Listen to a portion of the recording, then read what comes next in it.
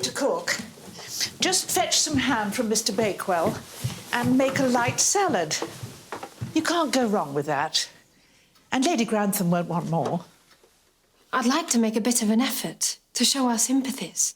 It's a nice idea, Ethel, but I'd like to keep it safe. I'll walk up to the house later.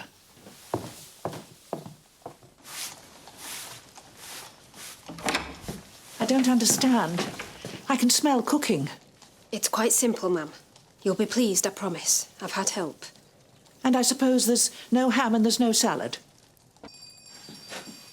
If this luncheon is a failure, Ethel, I shall hold you responsible. Oh, I'm sorry if I've kept you waiting, but I had to send up the luncheon. It's good of you to spare the time. Oh, it's all right. I've only the men to cook for today, and they're easy. What were you doing at Crawley House this morning? Who says I was at Crawley House? I saw you coming out. Oh, I see.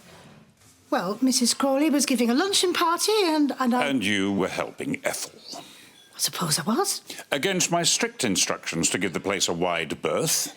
Now, Mr. Carson, no one disputes your position as head of this household, but I'm not sure that you're entitled to dress down Mrs. Patmore in this way. Of course, if Mrs. Patmore wants to spend her time frolicking with prostitutes. Do I look like a frolicker? May I ask who is expected at this precious luncheon? Her ladyship, the young ladies, and the dowager.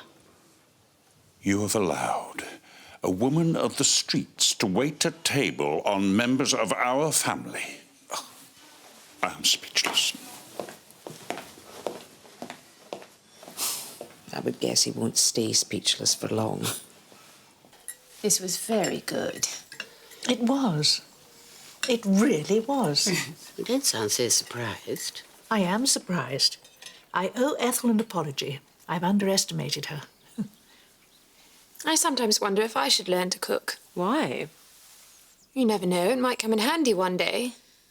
And I've got to do something. What did you say to that editor who wanted you to write for him? I haven't said anything yet. It's probably too late now, anyway. Matthew tells me Robert was against it. What difference does that make? Oh, really, my dear? Shh. We're all family. I'm not letting the side down. I'm just saying that Robert frequently makes decisions based on values that have no relevance anymore. Do you think I should do it? I wouldn't countermand your father. Then why bring it up? Well, I do, and so does Matthew. And so does Matthew what? What else has Matthew decided for my family? Robert? Don't worry, I don't need to be fed. We're going, all of you, now. What are you talking about? Do you know who has prepared this luncheon for you? Yes, Ethel, our former housemaid. Who bore a bastard child? What? Robert, Ethel has rebuilt her life. Has she? Do you know what she has built it into? What do you mean? I think Cousin Robert is referring to Ethel's work as a prostitute. Well, of course, these days servants are very hard to find. I don't think you understand the difficulties she's had to face. I couldn't care less how she earns her living. Good luck to her. What I care about is that you have exposed my family to scandal. But who would know? I can't tell you how people find out these things, but they do. Your gardener, your kitchen maid, I